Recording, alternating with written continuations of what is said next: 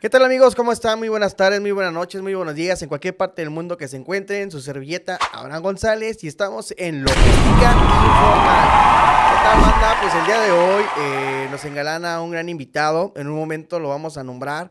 Nada más voy a hacer un punto de referencia. El día de hoy nos acompaña mi canal, mi brother Gerardo, por un problema, bueno, no un problema, tuvo un detalle que abordar y pues bueno, ahora sí que nos toca suplir, chambear, no podemos dejar de trabajar con gente importante, todos los invitados son importantes y siempre darle el espacio que ellos nos dan y respetarlo, ¿no? Entonces estamos aquí dándole duro a la chamba y pues bueno, el día de hoy realmente para mí es un honor tener un gran invitado que la verdad ya teníamos tiempo queriéndolo invitar, desafortunadamente en algunos momentos no se podía por su agenda, pero bueno, se prestó ya el momento y el tiempo, creo que como dicen por ahí, los tiempos son perfectos y se van acomodando y la verdad pues vamos cerrando, es el último programa del año y vamos a cerrar con un super broche de oro. Se acomodó este programa para hacerlo de esta manera y pues bueno, para mí es un honor tener a una gran personalidad del puerto, una personalidad que ha trabajado para toda la logística local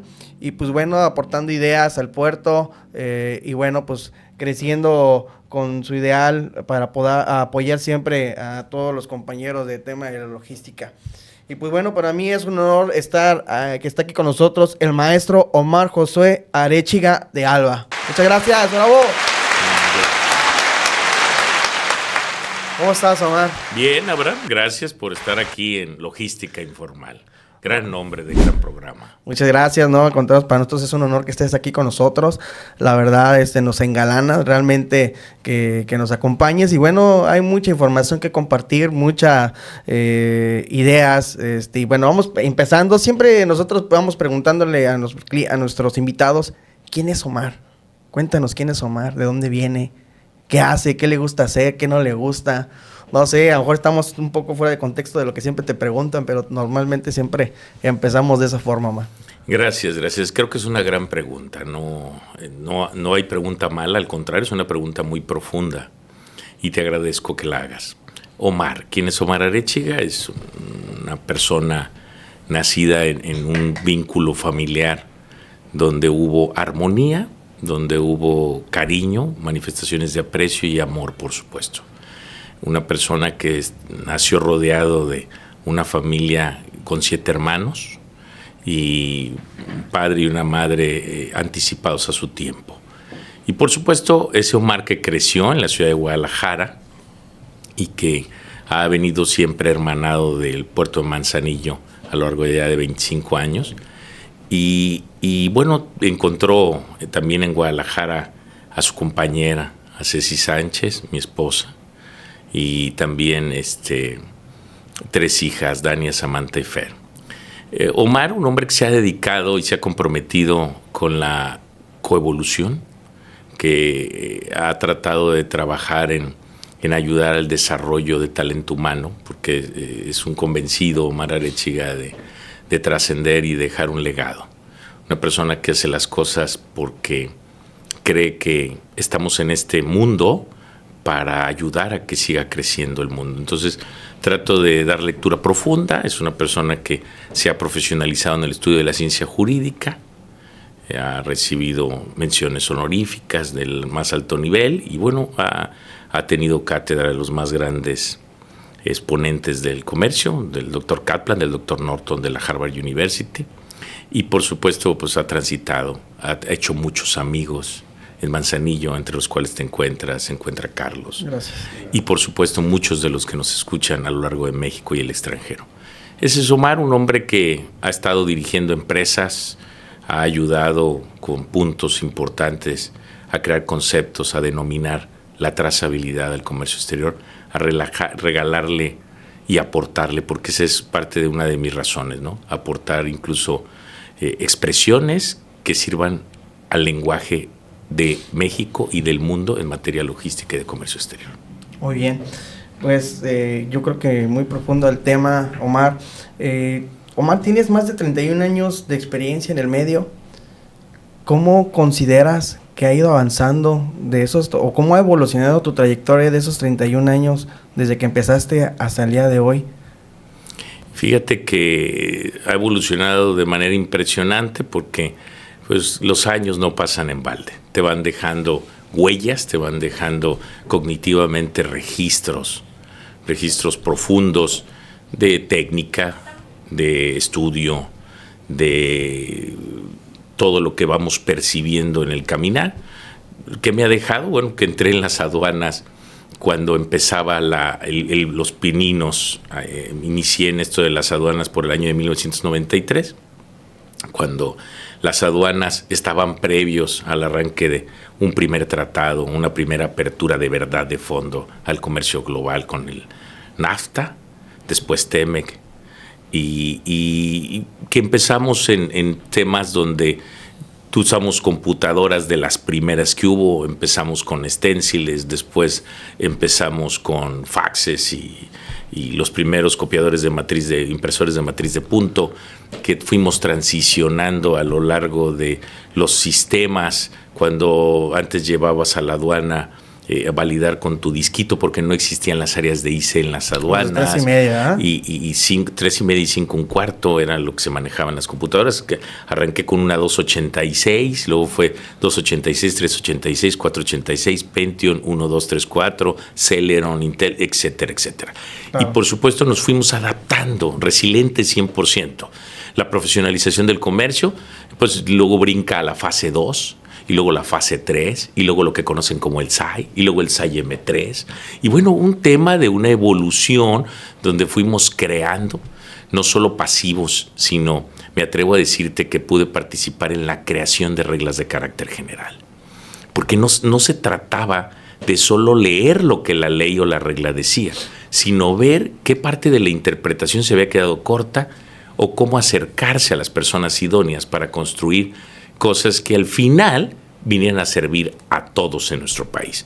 Entonces nos hemos dedicado activamente y entonces en esa evolución llegó un puerto de Manzanillo en una transición total, por supuesto con gran desarrollo, con infraestructura, un puerto de 63,000 TEUs de movimiento al año, y que hoy convertimos en un puerto que está a punto de cerrarse con los 3.95, quizás 4. Estamos ahí en la tentativa si alcanzaremos los 4 millones de TEUs ya en Manzanillo, en este Manzanillo 1. Entonces hemos caminado, fuimos recorriendo la ampliación del puerto, porque era un puerto que estaba ahí nada más la banda B y un pedacito. Luego viene la concesión de OPM, o lo que conocemos como SSA, y fuimos recorriendo. Participamos en la importación de cerca del 75-80% de toda la infraestructura que tiene el puerto hoy. Desde las RTGs, desde todas las grúas de Panamax y todos los equipos de arrastre que el puerto ha tenido de gran escala. Infraestructura, trabajando en los grandes proyectos de Contecon, de SSA, de TAP, de todos los recintos dentro del puerto. Pero ha sido padre, ha sido una aventura, ha sido un viaje todos los días de nuevas situaciones que resolver. Sin duda, realmente te ha tocado la evolución del crecimiento del puerto desde que era tan pequeño, cuando podías entrar incluso hasta en short, en chanclas. Bueno, no tenía ni bardas perimetrales. ¿No? Por supuesto. Yo llegué a venir a este puerto donde el camino de Tapeisles, ahí jugaban, había una cancha de fútbol y ahí practicaban el deporte.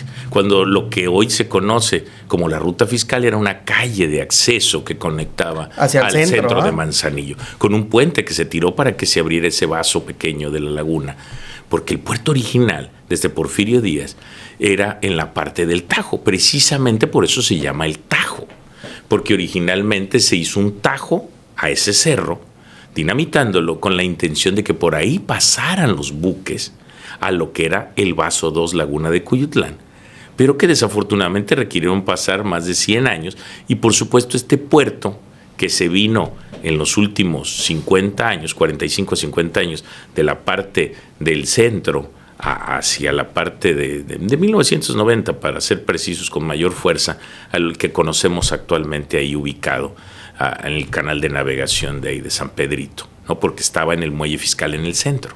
Claro. Entonces se fue recorriendo. Oye, Omar, has recorrido demasiadas aduanas en México, en Estados Unidos, en Asia. ¿Qué punto de comparación ves las de otros países con las de nuestro país? que sin duda creo que estamos un poco atrasados todavía. Sin embargo, vamos evolucionando, pero creo que nos faltan muchísimos años de evolución hacia los demás, ¿no? Sí, por supuesto. La verdad es que nosotros hemos presentado proyectos, ya tenemos algunas décadas impulsando los proyectos del predespacho. Tan es así que nosotros arrancamos el predespacho en buque para la industria automotriz. El primer pedimento que moduló para la industria automotriz en la nación lo tuvimos que desarrollar nosotros y explorar nosotros junto con la autoridad central. Y ni siquiera estaba la regla del juego si era un simple código, si tenía que estar fondeado, tenía que estar a la vista o no el barco, y tuvimos que negociar en su momento. Entonces, hablando no del despacho anticipado o el predespacho en depósito ante aduana, no, un predespacho en buque. Entonces ya lo hicimos, ya sucedió en México para ese sector grande de la economía, y luego después hemos exigido, solicitado a lo paso de los años. Lógicamente no todo avanza por diferentes razones, inversiones muy fuertes, a veces algunos temas de intereses, pero el asunto es que hemos solicitado como el equiparable de la exportación, ¿no? Que en depósito ante aduana se active el mecanismo de selección automatizada. Este proyecto ya tenemos casi década y media que lo hemos lanzado y que lo hemos impulsado, y parece que por ahí afortunadamente Aston es una asociación ahora de los recintos fiscalizados, retoma ese proyecto, lo impulsa con fuerza, con todo ese poderío que está detrás de esos grandes inversionistas valiosos del puerto, y bueno, parece que ya está pretendiendo ser escuchado. Y eso ha ayudado y va a seguir ayudando al puerto de Manzanillo en su crecimiento. Has liderado muchos proyectos en Manzanillo. ¿Qué proyecto es el que más te ha llenado? Lógicamente, yo pienso que todos, porque al final del día siempre ayudas a contribuir en todos los proyectos, pero ¿cuál es el proyecto que dices tú, hijo, este proyecto nos costó mucho trabajo al equipo, y cuando lo desarrollamos y se empezó a realizar, híjole, fue una satisfacción muy padre? Híjole, ha sido una multiplicación muy vasta de proyectos que hemos hecho a lo largo del tiempo, pero no quisiera faltar a ningún proyecto. Quisiera decirte tres rápidamente, que de los que me llegan rápido a la mente destacables. El primero, haber traído hace más de una década ya un proyecto, antes de que fuera puerto, en el Vaso 2 de la Laguna de Yucutlán, la regasificadora más grande de América Latina, haber contribuido nosotros de manera activa desde la cimentación con la empresa japonesa Toa Corporation, que se hicieron los pilotes y que se toda esa infraestructura, donde nos tocó inaugurar un primer buque de ese proyecto que se anunció hoy en la República, pero que ya tiene años detrás de esfuerzo trabajándose y que ya tiene condiciones, nada más se ocupaban las inversiones y el banderazo. Ese lo hicimos, participó el capitán de puerto en el carácter de civil, porque no estaba entregado ni a la Administración Portuaria Integral en ese entonces, hoy a Cipona, ni tampoco estaba entregado a la Capitanía de Puertos, es decir, entró en el carácter de lugar distinto a la autoridad. Eso es un gran proyecto. Otro gran proyecto que me generó mucha emoción, he tenido un infinito de megaproyectos, pero cuando hicimos y creamos la regla de la descarga directa doble estiba en ferrocarril en el puerto de Manzanillo, ese fue un esfuerzo conjunto con la terminal especializada de SCA. Hicimos ese megaproyecto. No empataban los contenedores anteriormente. No, lo que pasa es de que nosotros la creamos para la industria automotriz terminal en conjunto con la autoridad central en su momento, la Administración de Informática, Contabilidad y Glosa y Operación Aduanera, una gran mega empresa de la industria automotriz, y por supuesto también el tema del recinto de SCA, y por supuesto nosotros en la marca del ADN de Logística Woodward. Y entonces lanzamos ese proyecto y se hizo, y luego ya después nos tocó el tema de crear el megaproyecto en su momento del proyecto TAP, que hoy denominan TAP, que nace como la Junta. Es un megaproyecto que en su época estaba muy evolucionado, incluso fue objeto de cuestionamiento, porque la gente en su vida había imaginado y observado que podía existir transferencia entre recintos fiscalizados, que alguien lo hubiera hecho. Empezó con el tema de la transferencia. Sí, por supuesto. Yo me acuerdo hace muchísimos años. Y en su momento, Abraham, como bien lo precisas, pues cuando la gente desconoce todo lo critica y lo cuestiona y lo genera sátira. Pero déjame decirte que fue un proyecto evolutivo, ya hace 19 años que en una hojita de papel se construyó, y ahí estuve presente en esa mesa. Ese megaproyecto fue una visión muy anticipada al tiempo donde se le iba a atender. Antes discutíamos en el puerto, en las juntas de la comunidad, quién era el cliente del puerto. Si los importadores, exportadores o los dueños de los barcos. Era como el huevo y la gallina. Nos costó años como comunidad portuaria, porque hemos sido comunidad portuaria antes de que se denominara comunidad portuaria. Claro. Y hoy, por supuesto, muy fortalecida. Y ese proyecto también ha sido súper interesante. Terminaron replicándolo dentro y fuera del puerto todas las empresas y todas las terminales, después de haber hecho algunas pequeñas sátiras durante el paso del tiempo, porque llevaba la eficiencia y sigue llevando. Y luego otro más, pues ahora el reciente proyecto majestuoso de la importación de las grúas de Contecón Manzanillo, las más grandes en Norteamérica, Europa y pues todo el continente. Entonces imagínate que tuvimos el privilegio de traer grúas para Panamax de 24,000 TEUs de última generación, de mayor calado, que requieren de 15.5 a 16 de profundidad en el canal y que son megabarcos de más de 400 metros. Entonces, esos, te podría seguir platicando 5 programas, pero creo que son de los que pudiera destacarte aquí, de los recientes y algunos emblemáticos, pero construir muchos. Aquí en el puerto llegamos a tener vehículos en gran escala. Nosotros tuvimos la banda B, el tramo 14 y el tramo 15. Llegamos a meter más de 5,500 vehículos en depósito ante aduana en esta aduana de Manzanillo. Incluso ustedes fueron los que traían más automóviles o más vehículos aquí en la aduana de Manzanillo. Yo recuerdo cuando hace ya muchos años, más de unos 20 años, venían los no recuerdo cómo se llaman los buques que traen los autos. Ustedes eran los que se encargaban de hacer todo. Sí, pues es que la visión realmente de un gran empresario que se nos adelantó y trascendió, don Guillermo Woodward, un señor también adelantado a su tiempo, y por supuesto ese gran sabio tuvo visiones, hizo una gran sinergia con la industria automotriz de lo que hoy conocemos como un megagrupo en México, el número 1 en la industria de los vehículos, y lo trajo, para no hacer goles, ¿va? Y lo trajo aquí, lo desarrolló de una manera muy profunda, y de Manzanillo hicimos espejo, y de aquí desarrollamos como cascada que Acapulco reviviera, que Mazatlán moviera vehículos, que Ensenada moviera vehículos, que Lázaro Cárdenas siguiera creciendo y se desarrollara, desde una torre de control Manzanillo. Y por supuesto satélites en Veracruz, Tuxpan para materias primas e insumos, y Altamira y Tampico. Entonces se ha desarrollado un esfuerzo. Hoy pues lo sigo trabajando de manera muy padre, interesante, juntos y de la mano con Memo Woodward. Padre. Fíjate que recordando un poco del tema de las transferencias, yo trabajé hace muchos años en una agencia en la cual fuimos de sus clientes, de los primeros clientes que me tocó negociar ese tema en algún momento, una de las personas de TAP, y recuerdo que nos decían, no, hay que transferir, y nosotros decían, me acuerdo que mis jefes decían, no, es que nos vamos a meter en broncas y eso, y yo recuerdo que decía, mire jefe, si nos están dando más beneficios y más rápido, porque en ese tiempo ya empezaba el puerto a colapsarse ya, y pues buscábamos alternativas. ¿Sabes qué? Pues tenemos esa alternativa, hay que utilizarla, ¿no? Como hoy en día los RFEs que también daban miedo, ¿no?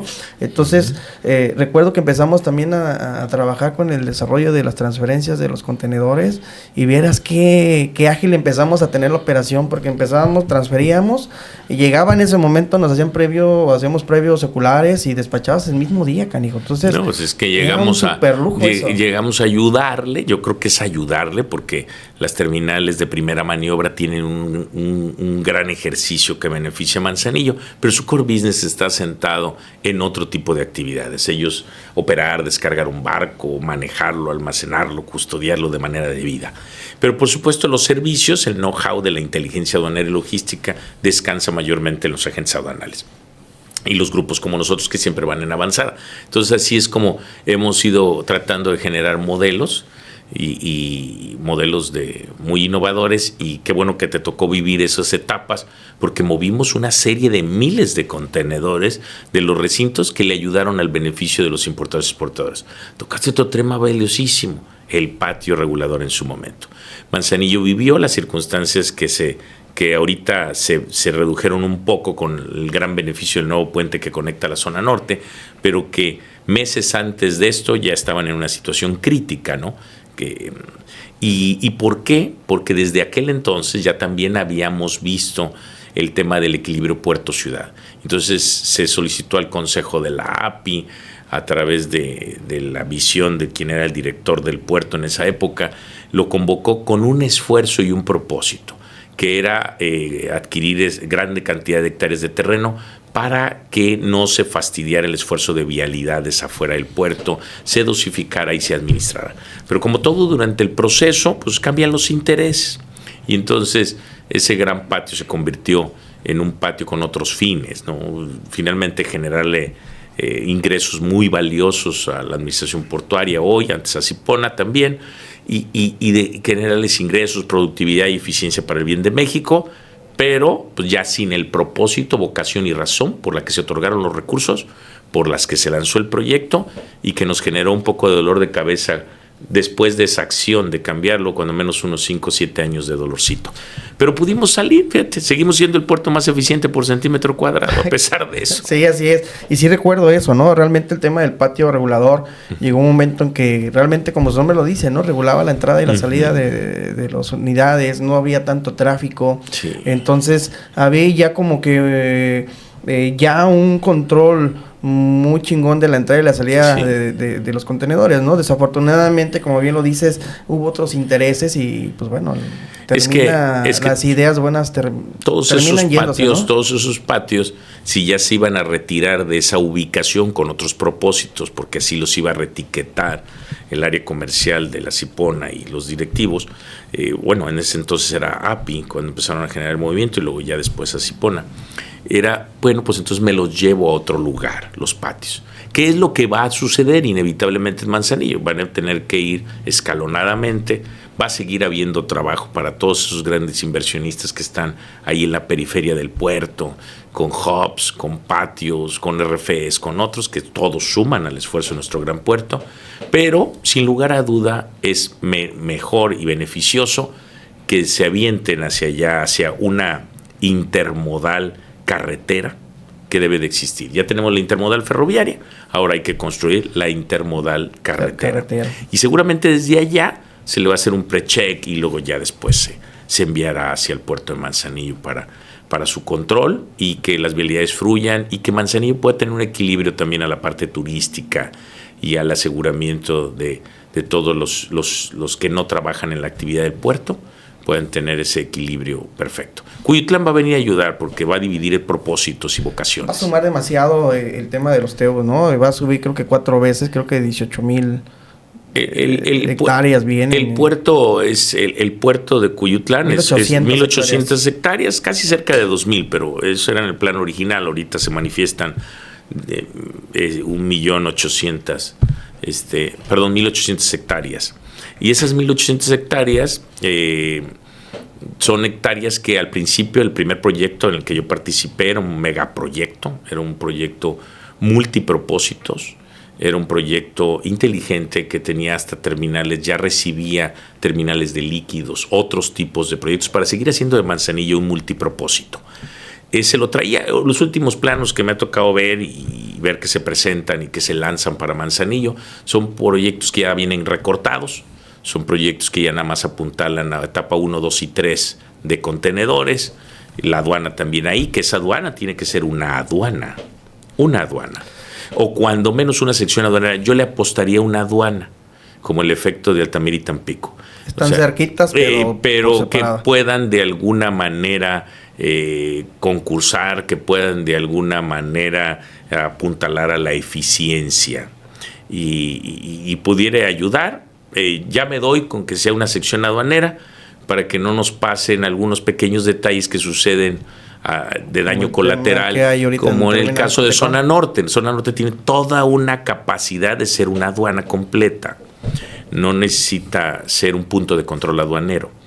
Entonces, o cuando menos un jefe de sección o algo para que le ayuden al esfuerzo, porque los titulares tienen capacidad. El titular siempre va a tener todo el interés, la voluntad, y más ahora que tenemos el privilegio de tener funcionarios de la Secretaría de Marina al frente que son súper profesionales y hiper organizados, que siempre están dispuestos a atender y ayudar.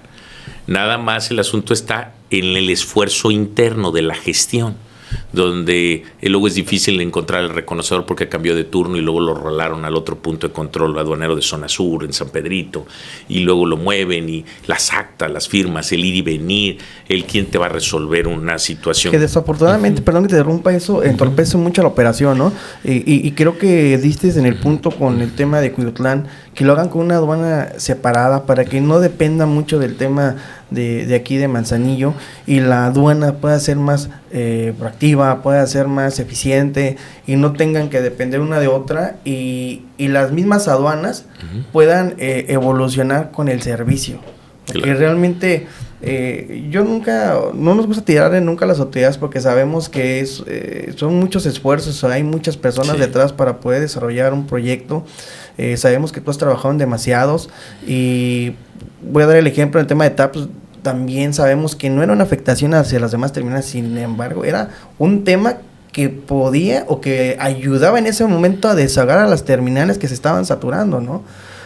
Como hoy vienen los recintos fiscales estratégicos también a ayudar a que el saturamiento sea menos en el puerto. Sí, cómo no, y se pueden despachar nuevamente en el puerto de carga break bulk, operaciones superiores a las 130, 150 mil toneladas de manera mucho más eficiente. Entonces, yo creo que todos están sumando, todos los actores del puerto. Yo no podría decir, dicen, hay una máxima que me ha gustado del Centro Empresarial de Manzanillo, que pues nadie vale más que todos juntos, ¿no? Entonces, y la verdad es que esa parte estoy de acuerdo.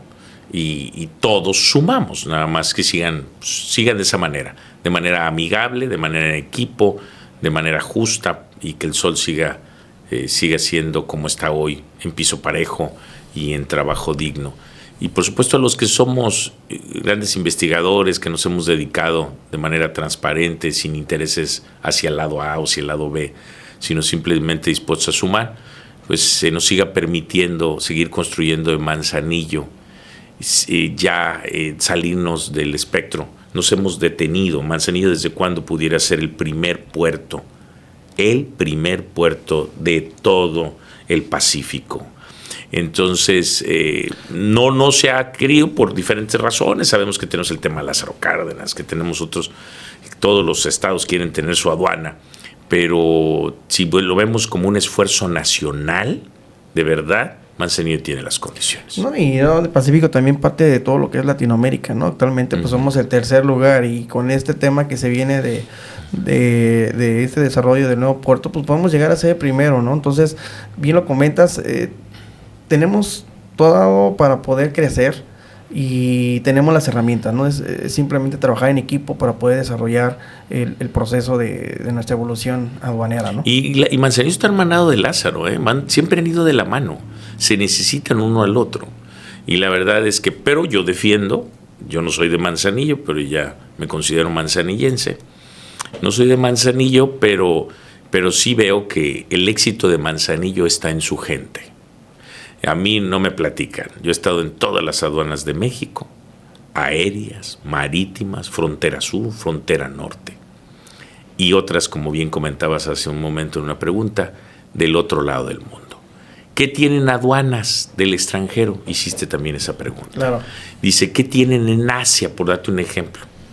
Yo que he estado en las aduanas de los principales puertos de Shanghai, los 8 Shenzhen, puertos más Ningbo, importantes, ¿no? todos los más importantes de 8, China, sí, de Japón, de diferentes países de Centro y Sudamérica, todo Norteamérica, entre otros.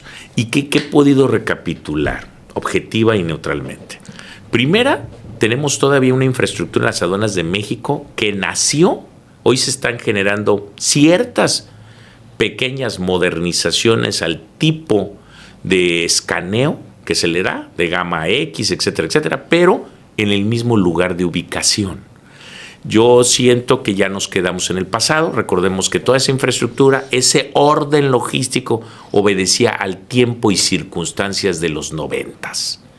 Hoy, yo movería, a título personal de Omar Arechiga y mi leal saber, yo lo movería la infraestructura para sumarme al esfuerzo de la autoridad, ya no ochentera, noventera, sino la mandaba con una nueva inversión del gobierno federal y de particulares del lado de los muelles, donde el escaneo venga antes del depósito ante aduana.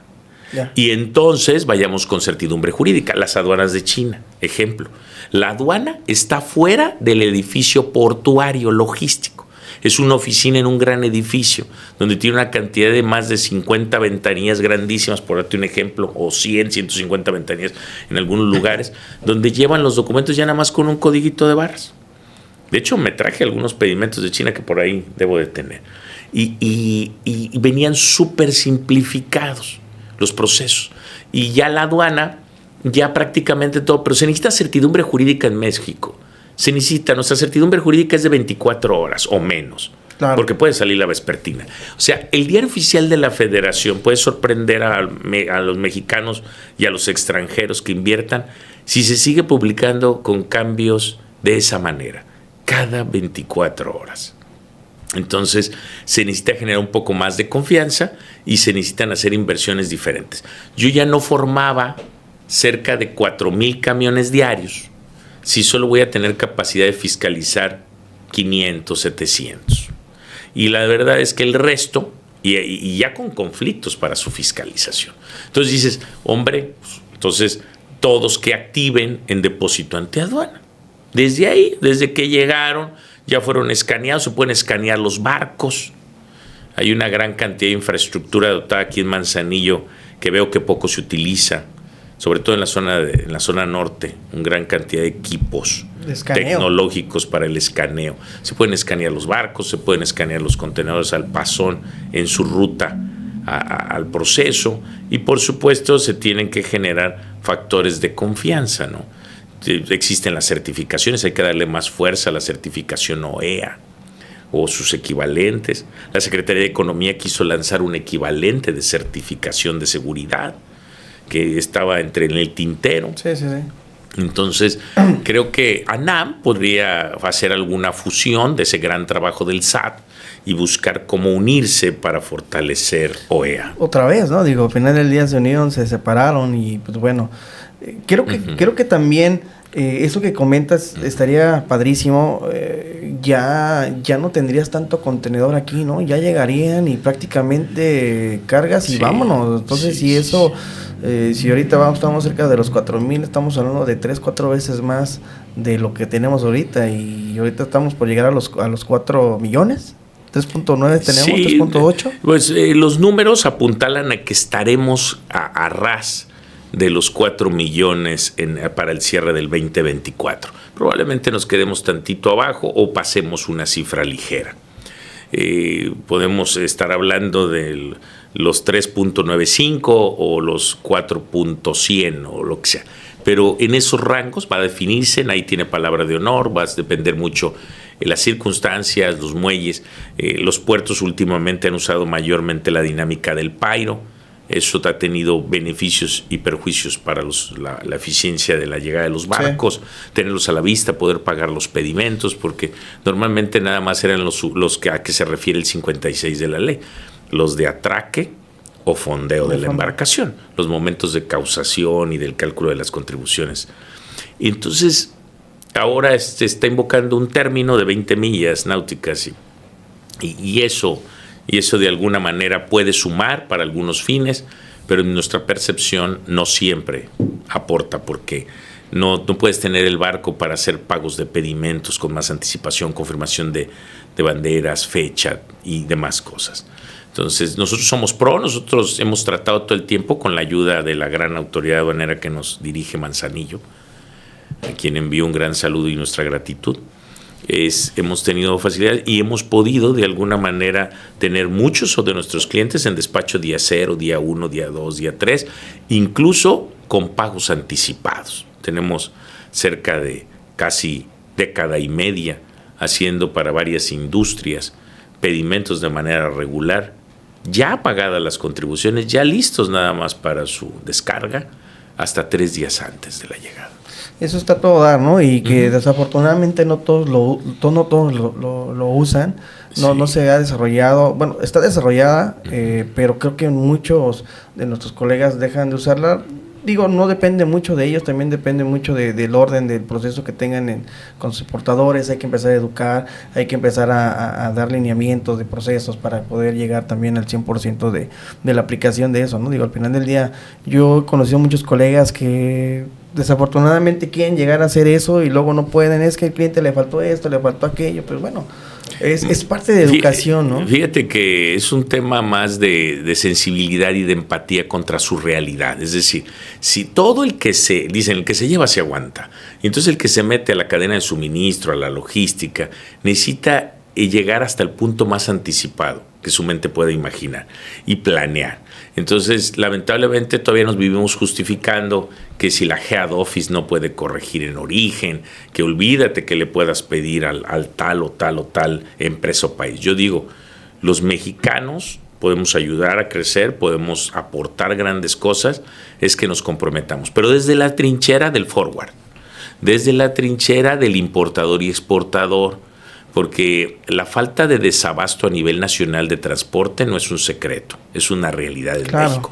Localmente puede haber una gran cantidad de empresas siempre disponibles a aportar ese servicio, pero la realidad es que vienen esfuerzos desde servicios liners u otros que traen justificación de yo te otorgo en 48 a 72 horas la unidad del transporte. Exacto. Porque no hay disponibilidad. O que vienen de otras ciudades y los transportistas pues están superditados al acuerdo. Entonces se trata de que todos pudieran incrementar su costo operativo quizás un poquito más, pero para hacer eficiente el puerto. El compromiso tiene que ser de todos, porque si quieres ganar multiplicado por ganar y luego culpar a los demás, no está bien. Entonces yo me comprometo, yo meto mi camión, me empiezo a burrear, ¿verdad? Y busco tanta empresa buena que hay, saco con burreo, desalojo de manera hiperefectiva y luego utilizo el carretero federal que se lo lleve. Entonces, yo alguna vez lancé un preproyecto también y hablábamos de hace ya quizás también como una década y luego lo volvimos a tocar hace como unos 5 años en alguna de los inicios o tantito menos de 5 años cuando nací el proyecto, del anteproyecto de ahora Copoma como asociación civil. Y lo lanzábamos donde decíamos, ¿y por qué no nos traemos un equivalente de transfer Manzanillo? Como se hace en la frontera, que no pueda entrar un carretero federal a cargar al puerto. Y entonces puede haber otro tipo de dinámicas de control. Claro. Un pool, esperando que todo pudiera ser con una gran transparencia y todos tuvieran las mismas condiciones de oportunidad. Sí, no, digo, al final del día las ideas están ahí y es parte de todas son buenas, hay quienes tienen otras visiones, no quiere decir que estas sean malas, pero bueno, uno aporta con un buen sentido y con los años de experiencia que nos acompañan en la técnica y en la profesionalización. Has tenido muchas experiencias desafiantes, ya nos contabas algunas ahorita. Bueno, yo lo digo más son proyectos, pero en el tema de experiencias desafiantes, ¿cuál es la que te ha marcado un antes y un después? Híjole, pues mira, te voy a poner la última. Desafiantes, te voy a dar un ejemplo. Nace una convocatoria para agentes aduanales, esperada en México, gentes de mi generación, que nos hemos dedicado a ser directores, mandatarios, que nos hemos preparado a lo largo de 3 décadas, demostrado tangible y evidentemente, que conocemos con profundidad el estudio del comercio, claro, a un nivel superior. Y que también hemos sido siempre de espíritu cumplidor, de hacer las cosas bien. Y que la autoridad lo sabe y los puede identificar.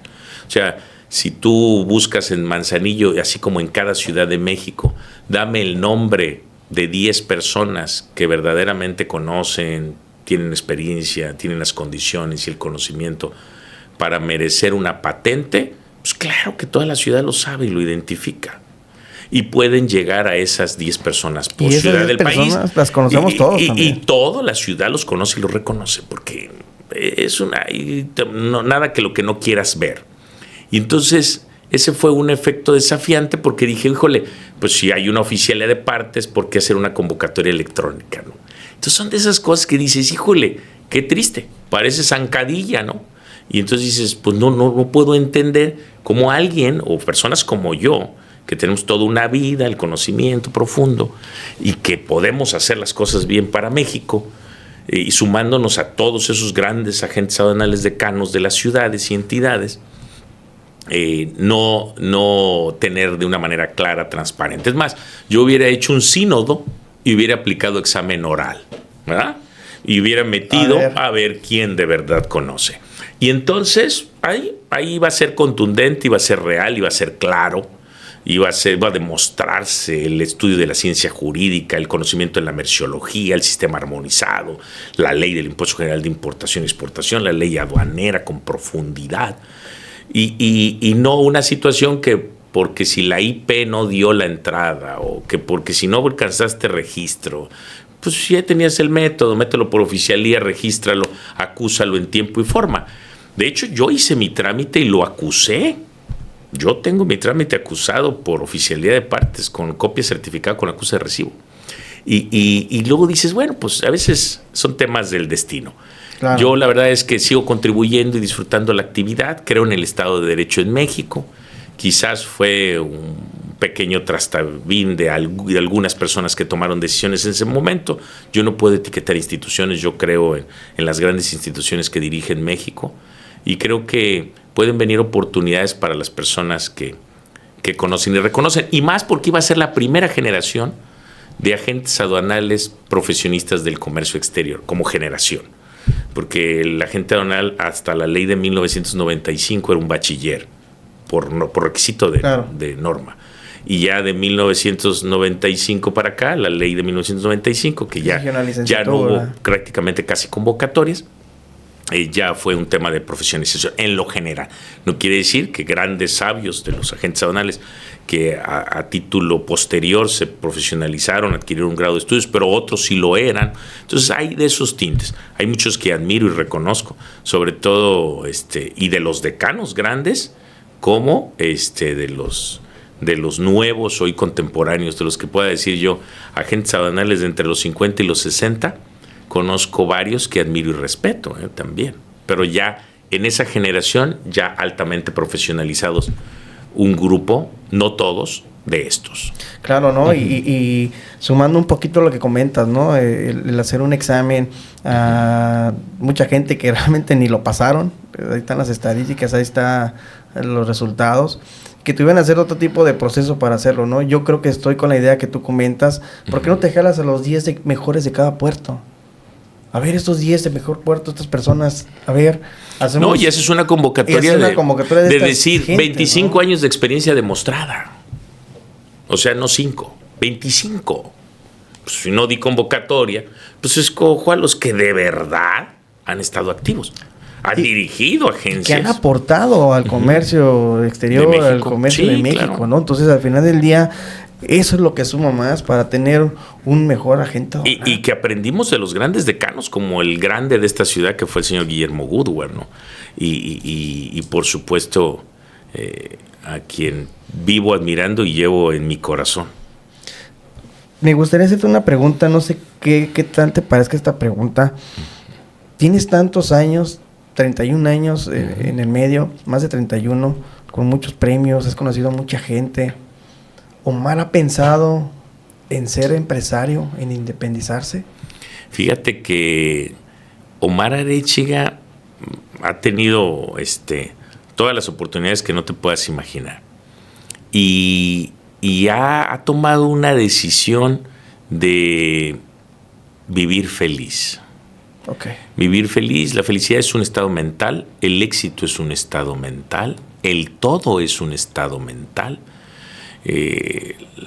No sé, una de las bases fundamentales de la aristocracia, de la evolución, es el conocimiento y la filosofía. Entonces me he dedicado al arte. Por supuesto, he emprendido algunas cosas, doy asesorías, soy docente en universidades. Eventualmente hago algunos proyectos, ya estoy emprendiendo, ya hice venta. Ya estoy en el emprendimiento también, independientemente del equilibrio perfecto que tengo con la empresa que tantos años he trabajado y grupo.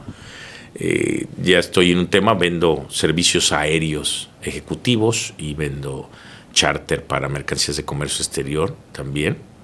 Y entonces, ahí estamos haciendo otras cosas y por supuesto asesorando a quien requiere asesoría, Claro. pero siempre ético y firme de la secrecía y por supuesto de los privilegios que construyo para la empresa A como los que se construyen para la B o C, y las ventajas comparativas de la A para la B y C.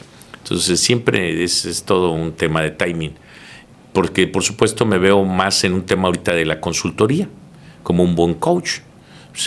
Misión cumplida, ve el ejemplo de lo que sucedió ahora en 4.5 años, Claro. donde al trascender don Guillermo Woodward hemos construido en Manzanillo otra mega agencia aduanal en solo 4.5 años, ¿no?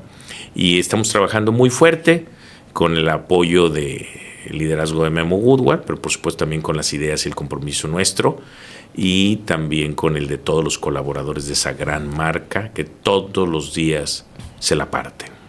No, y que el tener una gran empresa siempre empieza desde el liderazgo y la persona de arriba, ¿no? Dice que el liderazgo empieza como una pirámide, ¿no? Empieza desde aquí. Y si la persona de aquí tiene esos ideales en donde su gente tiene que estar siempre comprometida, siempre estar en cursos, siempre estar actualizada, y de aquí empieza, ¿sabes qué? Con los directivos, y los directivos empiezan con los jefes, y los jefes con los compañeros de operación, y los de operación con los de marketing, con los de clasificación, con los de captura.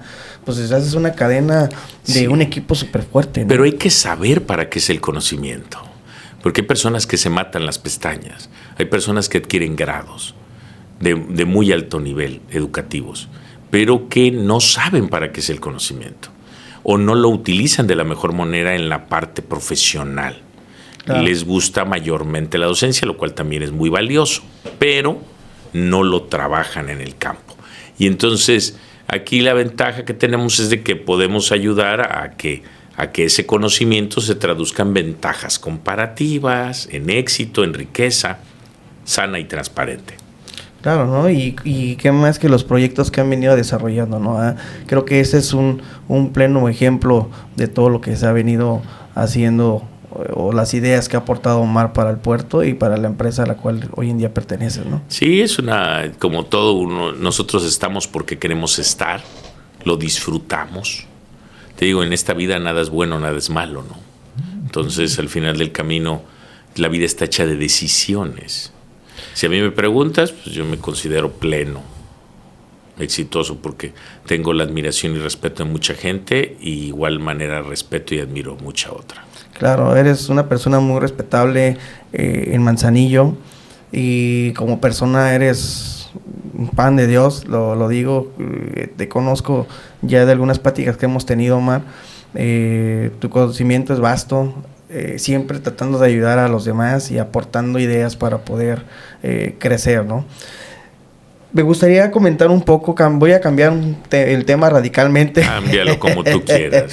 Y nosotros tratamos siempre también de aportar ideas a la gente universitaria. Hemos querido llevar el programa o llevar la visión a que ellos vean qué pasa después de la escuela, qué hay que hacer, cuál es el siguiente paso. Muchos piensan que ya terminan la universidad y van a llegar a una empresa a ser jefes y ser gerentes. No, tratamos de comentarles que pues hay un proceso en el cual deben de empezarse a desarrollar. Muchas personas lo hacen anticipadamente, trabajando y desarrollando el estudio. Otras ya se van haciendo, unos van creciendo y se van dando las oportunidades. ¿Cuál sería tu opinión sobre eso? Bueno, cuando en las universidades, el término... Perdón, Omar, que te interrumpa. Me gustaría ir con los patrocinadores. Sí, adelante. Vamos con los patrocinadores, por favor. Y en un momento regresamos. Logística informal patrocinado por Grupo Urba. Clasificación arancelaria. Normas oficiales mexicanas. Asesoría. Capacitación. Trámites aduaneros.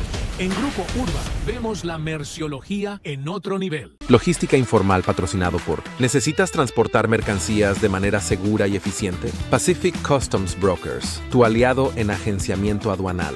Trucks Pacific, especialistas en fletes marítimos, agenciamiento integral, soluciones completas para tu negocio, conexiones globales, entrega a tiempo. Pacific Customs Brokers, tu puente hacia el mundo. Confía en nosotros. ¿Qué tal, amigos? Regresamos gracias a nuestros patrocinadores, a AG Logística, a Jefe Forwarder, a Grupo Urba, a Pacific Custom Broker y a Agencia Aduanal. Muchísimas gracias a nuestros patrocinadores por estar confiando en nosotros. Y pues bueno, Omar, estamos platicando el tema de los universitarios. Ahora sí, dinos tu respuesta sobre la pregunta. Primera, los universitarios son estudiantes de un grado de educación superior. Partiendo de ese principio, quien acepta ese gran desafío tiene que vivir despierto desde el momento cero. No tiene que subestimar a ninguno de sus docentes. Llega con ellos y tiene que verlos con admiración y respeto. Y anotar detalles, tiempos, conceptos que no sabe qué día le van a servir bastante y se va a arrepentir de jugar al escapista, de jugar al no poner atención. Todo lo que de corazón sus docentes les imparten es importante. Segundo, ¿por qué creen que cuando entran a una educación superior la denominan carrera? La denominan, oye, ¿qué carrera vas a estudiar, no? Claro. Y la denominan carrera porque eso es una competencia desde el momento cero. Pero no una competencia de meterle zancadilla. Es una competencia de demostrar, formar tu talento. Acuérdense que el bachillerato es como la guardería de los jóvenes. Realmente ese es uno de sus principios reales. Porque el conocimiento en la mayoría, salvo los bachilleratos técnicos, pero los bachilleratos normales, pedagógicamente, eran un lugar para hacer stop en lo que llegaban a la etapa de madurez para adquirir el conocimiento superior. Ese es el principio real de fondo. Ahora ya se hacen profesionales asociados, ahora ya se da estudio técnico desde el bachiller. Ya van con una base Pero técnica. La preparatoria global es eso nada más, un cunero para la madurez o la premadurez. Cuando estén ahí, todas de a todas, entren a trabajar, todo trabajo dignifica, pero busquen sí multiplicado por sí, como de cualquier carrera, aduanas, logística, negocios, clasificación arancelaria, comercio exterior, entre otras de mayor importancia o igual importancia, estas métanse ya a buscar sí o sí, aunque no me paguen. O sea, que se metan a ir a prácticas voluntarias, poner a trabajar a sus áreas de vinculación, poner a trabajar a sus áreas de egresados o lo que sea, y decir, si ahorita la empresa no me puede pagar, me voy a los programas estatales que dan subsidio y que dan una aportación para que las empresas den trabajo a estas gentes. Y si no hubiera esa posibilidad por falta de infraestructura o espacio en las agencias, como lo que sea, como practicante, como lo que sea, que les va a germinar, porque les va a ir haciendo lo que hoy innovadoramente, hasta hoy, se están construyendo como el tema de ahora la nueva educación dual, Claro. que es lo que viene, ¿no? Donde dicen ya ni siquiera es prácticas profesionales, ya ni siquiera residencias, ahora es desde la mano de la empresa y desde la mano de la universidad, llevar el análisis del docente, del alumno, supervisar al docente desde los particulares, qué tanto está germinando el conocimiento que le están dando y, por supuesto, las empresas comprometerse a otorgar complementos para reforzar el conocimiento del alumno y que tenga oportunidades. Entonces, fíjense el proyecto Cuyutlán, gran proyecto que la República nos da esa oportunidad, ese voto de confianza de este gran gobierno estatal que tenemos hoy y municipal, que va a venir a traer, alineado con el gobierno federal, prosperidad al epicentro, dicen, de la Cuarta Transformación. Entonces, viene todo ese proyecto, bueno, pues vamos a hacer que suceda y vamos a aprovecharlo. Manzanillo ocupa, en mi percepción, no solo eso. Les mando el mensaje, les digo nuevamente, síntesis, no dejen de estudiar, no dejen de leer, por favor. La capacidad de dicción o expresión no es producto de la casualidad, es producto de la vasta lectura y adquisición de conocimientos. No es que digan, es que tal persona es un buen orador. No, orador puede ser cualquiera que hable, pero que hable con conocimientos, con propiedad, dependiendo del tipo de tema que esté abordando, es el reflejo de sus estudios y sus conocimientos adquiridos. Entonces, cualquier libro de literatura, historia, ciencia, arte, te va a enseñar cosas. Y sobre todo aquellos que vienen hacia la inteligencia emocional, comunicación asertiva, trabajo en equipo, etcétera, etcétera, ¿no? Entonces, hay que ir temas de caso a las universidades. Yo los invitaría a que ya trabajen historia de caso, como le hacen las mega universidades a niveles de posgrado, desde etapas tempranas. Y tenemos que trabajar en cuneros, fíjate, en las universidades mucho más, donde haya propedéuticos para entrar a la universidad, para analizar que el perfil de la persona corresponda a lo que se requiere. En los países como en Asia y Europa, desde etapas tempranas van perfilando a la gente y van viendo sus cualidades comparativas y cuantitativas que te hacen tener ventajas o desventajas para el desarrollo de una determinada arte, conocimiento o ciencia. Qué parte tan importante tocas, ¿no? Ya ir desarrollando a la persona hacia la carrera que realmente puede ejercer. Digo, creo que muy poco lo tenemos aquí y eso va a ayudar a desarrollar. Ya lo decías anteriormente, tenemos el proyecto de Cuyutlán y creo que se vienen muchísimas áreas de oportunidad, muchas áreas de trabajo. Y ahorita con este mensaje que nos das es donde podemos decir a las universidades que desarrollen ese tema con las áreas de vinculación y todas las empresas. Actualmente ya hay muchas empresas que se están vinculando con las universidades y empiezan a hacer ese desarrollo, ¿no? Porque realmente yo lo vivo con muchos colegas y muchos amigos, no sé en su caso, que ya realmente hay muy poca gente que se quiera desarrollar en el tema de comercio. Y hay muchísimo trabajo. Pero que no piensen que Manzanillo solo sirve para la logística. No, hay demasiadas áreas. No, Manzanillo es más que logística, geográfica y económicamente, como puerta de entrada y canal de suministro de Asia a Norteamérica y viceversa.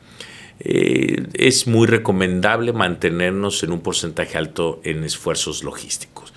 Pero Manzanillo necesita migrar a las zonas económicas, al brinco arancelario, pero para que existan condiciones, para que puedan venirse las grandes industrias, como vean dónde se han desarrollado, México tiene que cambiar. Ahora se tienen que desarrollar en los puertos las megaciudades. Claro. Ha sido equívoco durante muchos años centralizar. Los principales, en Asia, por supuesto, y parte de Norteamérica, en los principales puertos han desarrollado megametrópolis. Aquí necesitamos una ciudad que tenga también matices industriales, pero para ello tiene que haber robótica, tenemos que traer industria automotriz, tenemos que traer muchas cosas, pero para poderlas traer necesita haber todo ese cascadeo generacional.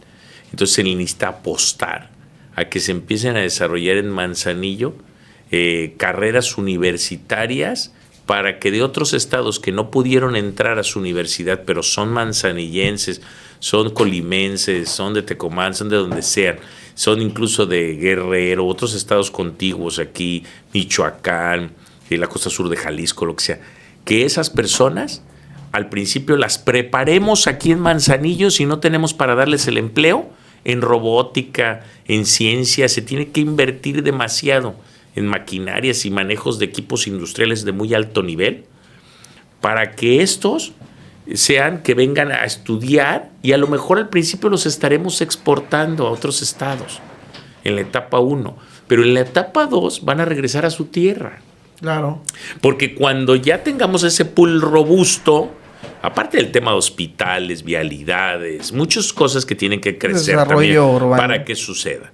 Pero principalmente hubo un esbozo, una intención de traerse a la industria automotriz ya al estado de Colima como armadoras de vehículos, pero formales, no de autopartes o no de solo su ensamble, sino toda la productora formal, las grandes industrias automotrices, pero no se pudo. ¿Por qué? Porque no podíamos competir contra Aguascalientes, contra otros estados que de alguna manera pues ya tienen una cultura de 40, 50 años en el conocimiento de la ingeniería de alta especialización.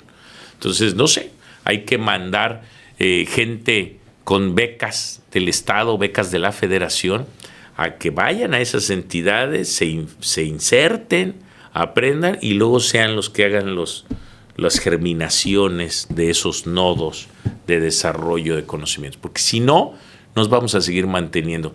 Es triste que Manzanillo, que es el puerto más importante de México, se mantiene en el RFE en sus etapas básicas, que son los RFEs de servicios. Los RFEs para aquel que no pudo cumplir un permiso, una norma, que quiere diferir a un segundo momento el pago de contribuciones, aquel que tiene que dar un servicio afuera, aquel que quiere usar el propio RFE como un hub logístico, pero no para brinco arancelario. Y es lamentable porque Manzanillo debería de ser el primer puerto que tuviera un RFE con brinco arancelario, con un IMEX dentro.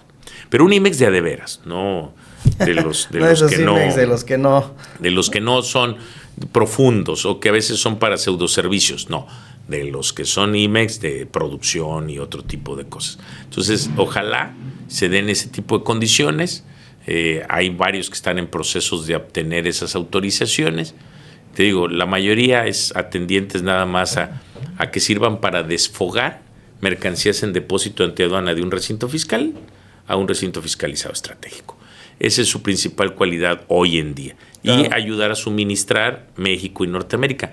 Pero te digo, vamos por el brinco. Ojalá se pueda en unos 5 años más o menos. Ojalá y pueda hacer eco en seguir presionando para que suceda. Va a suceder, nada más que no nos tardemos 30, 40 años, ¿no?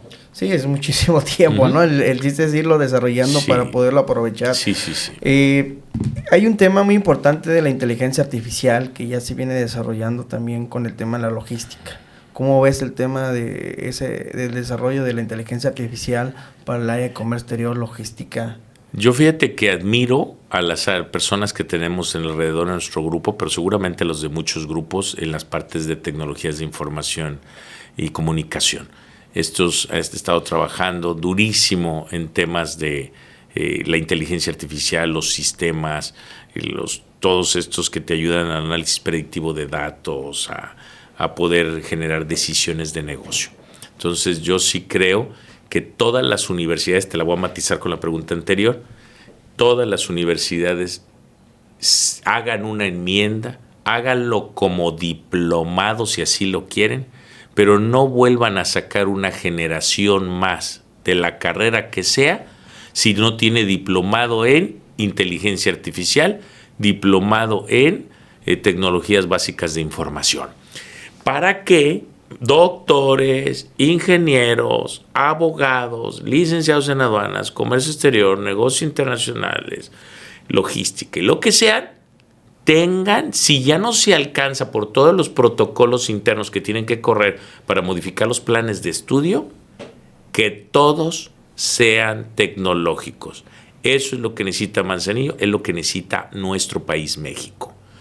Y fíjate lo que te estoy lanzando, el desafío es que lanza Omar Arechiga, que quizás no lo habían escuchado, nadie lo había pronunciado, pero alguien lo tiene que decir por primera vez, es toda universidad, de toda carrera, curso de entrada en tecnologías de información, curso de salida en tecnologías de información, ChatGPT, inteligencia artificial, para que puedan utilizarlo y sepan y cuando se integren a su vida profesional se hagan fácil. Yo entiendo que hoy al ChatGPT, yo te lo digo a título personal, le he hecho preguntas y todavía me miente el sistema. El sistema en la alta especialización como la que manejamos de género propio, somos sui generis, el grupo de los aduaneros, donde nosotros tenemos intuición, algo que los sistemas va a ser muy prácticamente difícil, a lo menos en los próximos 25 a 30 años. Y entonces estos están trabajando en ciertas cosas, se aproximan, hacen, por supuesto que alguien que está en etapas tempranas de su especialidad, pues le hace el trabajo, le hace el gráfico, le hace muchas cosas, pero los que ocupamos un timing, una precisión y una exactitud, hoy todavía no. No, hoy te miente y te pone montones de cosas, o es manipulable. Le avientas la pregunta, le avientas un buscapiés tendencioso y te contesta en función de lo tendencioso que seas. Entonces, es todavía cuestionable, pero muy valiosísimo para grandes cosas. Sobre todo para muchos temas donde dices, hazme un gráfico, léeme, hazme un cálculo, hazme una proyección, ciertas cosas más matemáticas. Acuérdate que para que pueda existir programación tiene que haber lógica. Y ¿no? Partiendo de un algoritmo y una lógica normal, pues empiezan por algoritmos básicos y luego los van perfeccionando. Yo cada vez que he tratado con las gentes de TI, te piden, tú quieres hacer 50 cosas y te dicen, vamos haciendo el paso 1, el paso 2, el paso 3, y luego en la versión 1.0, 2. No sé qué, sí, nos vamos a ir. Entonces la mente humana puede ir a 200 kilómetros por hora todavía hoy, y esos sistemas todavía pueden ir programándose en etapas escalonadas a otra velocidad. Los resultados de esas búsquedas pueden ser iguales y en ocasiones superiores a los de la mente humana, pero te digo, nuevamente, temas mucho más básicos, mucho más genéricos y cosas que estén muy, muy preestablecidas ya.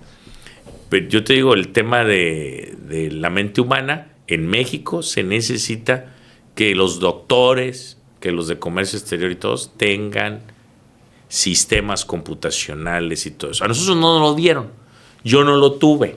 ¿No? Pero con las nuevas generaciones que nuevas generaciones que lo apliquen. Y si no se los puede dar su universidad por temas de presupuestos, por temas de programas, por temas de intereses en los sistemas de gobierno, utilícenlo a través de particulares. Sacrifiquen. Este día no me voy al cotorreo con mis amigos, no me tomo un refresco, no me tomo alguna otra cosa que sea de mi agrado, y ese día guardo un pesito para hacer un proyecto y ver cómo sí. Y si no, busquen empresas que los patrocinen o grupos con esa voluntad de querer ir adelante en el tema de tecnologías de información. Claro, ¿no? ¿Tú crees que la tecnología, inteligencia artificial puede también empezar a quitar empleos? Empiece ya a tomar ya los empleos de ciertas personas que se dedican al tema de la logística. Por supuesto. Incluso la Organización Mundial de Aduanas, a través de las enmiendas del sistema armonizado, de hecho la última enmienda que está en camino, están en procesos de establecer junto con la Organización Mundial del Comercio algunos modelos alternativos de algún impuesto a la felicidad, ¿verdad? Algo equivalente, porque sí va a traer ciertas cosas. Por supuesto, es inevitable que haya una sustitución, pero de las personas que no le otorguen valor al trabajo o a la cadena de suministro profundamente especializado. Aquellos que hagan tareas solo, sin analítica, sin pensamiento, sin diferenciador, van a ir escalonadamente siendo reemplazados. Por supuesto, en los puertos, en la logística, en el comercio exterior, con la arquitectura, con la matriz de variables de las leyes tan complicadas, reglas, reglamentos, multidisciplinas de autoridades, de las figuras últimas a extinguirse van a ser las de las cadenas de suministro del comercio exterior, por todo ese interés económico, esa matriz de variables, matriz de razones, matriz de circunstancias, que cruzarlas todas entre sí, en esta etapa la mente humana solo puede. Entonces, yo creo que no es para que se sienten en zona de confort los logístico-aduaneros y del comercio exterior y de las leyes, pero sí van a ir ligeramente algunos perdiendo oportunidad, pero qué mejor que vayan migrando a la tecnología. Sí. Y ir analizando, ¿no? Bien lo decías, sí. Tienen que tener una analítica muy profunda de todos los procesos para que eso pueda ayudar a agilizar también la operación. Sí, por supuesto, se van quitando cegueras de taller, se va generando. Nada más hay que tener mucho cuidado en el tema de cuando queremos invertir en exceso, en cortos plazos, en programación, automatización, controles, certificaciones y otros, porque se puede ralentizar el servicio.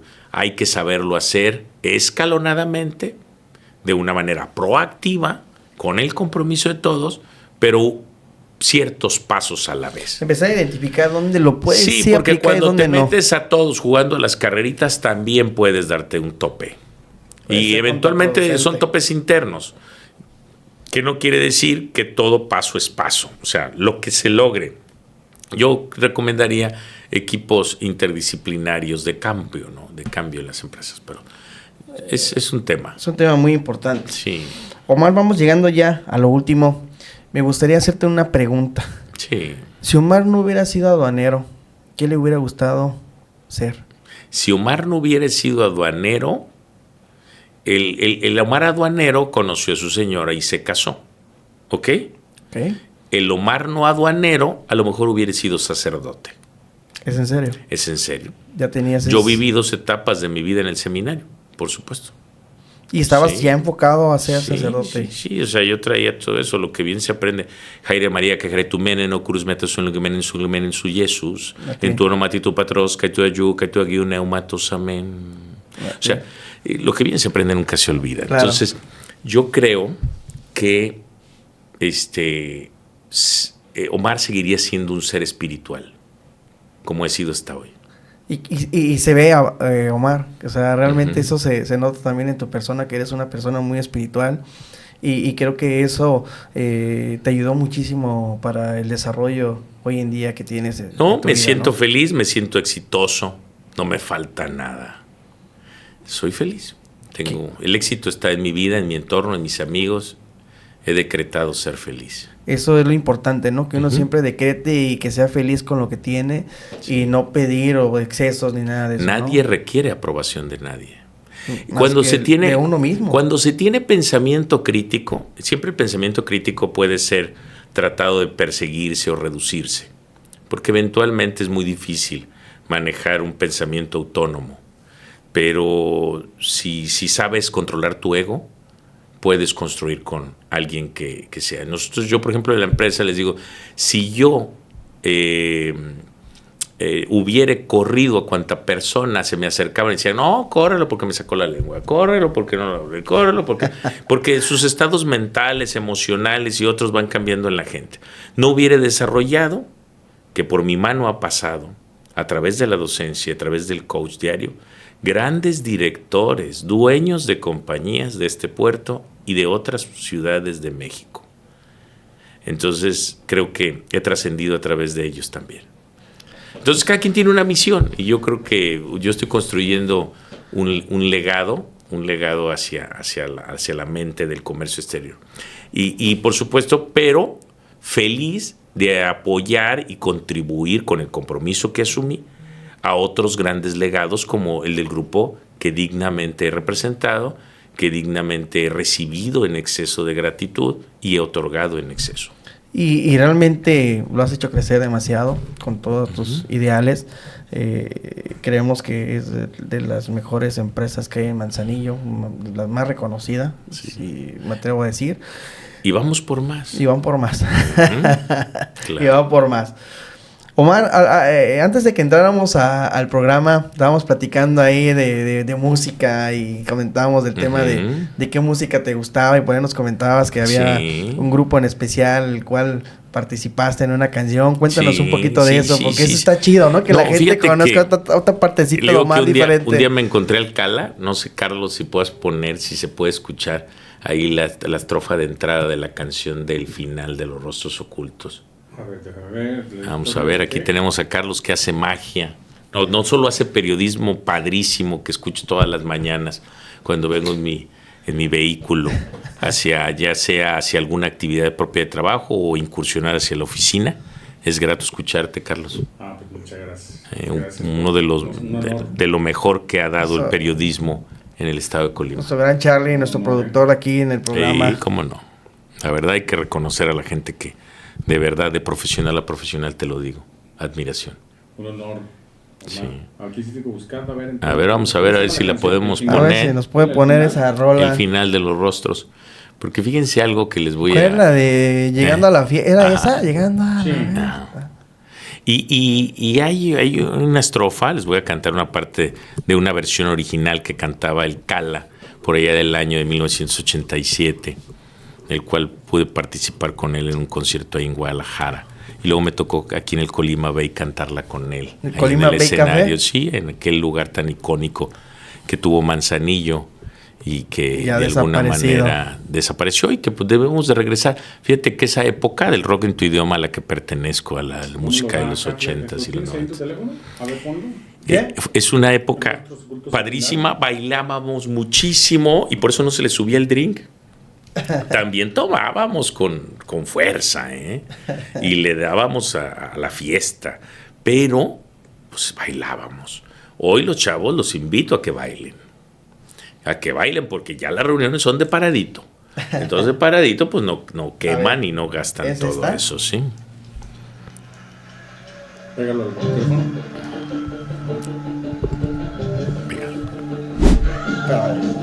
Día tras día yo te seguía, de mi ventana siempre te decía, brincando por el techo me metí a tu lecho, nadie supo cómo la rapté, comenzó cuando ella la negó, le llamé, no me la pasó, me corre por la ventana, me metí por la ventana y debajo de la cama me sacó con la macana. Si no te gusta esta canción, colócate otra de Los Hombres G. ¡Au! Ese es parte del rap de la versión original. Para los que no sabían, aquí está esa canción con la versión original. Sí, del Gran Cara y aquí el maestro Omar. No, los invito a que pues los que somos vintage ya lo disfrutamos, pero todos esos que están en el cuarto y los que estamos en el quinto piso, pues a que sigan bailando y que sigamos germinando en los jóvenes ese talento. Les sigue gustando nuestra música, fíjate. La escuchan, a veces la bailan, pero sí, sigan cantando. No todo es corridos tumbados, ¿va? Tan padres, porque hay unos de ese que como el Karim León, ese que canta padrísimo, 2, 3 rolas, pero bueno, también hay que cantarle al amor. Así es, ¿no? Y que muchas veces se ha pedido ya eso tan felicidad, chido de las canciones, del amor, a los la momentos, felicidad. a los sueños.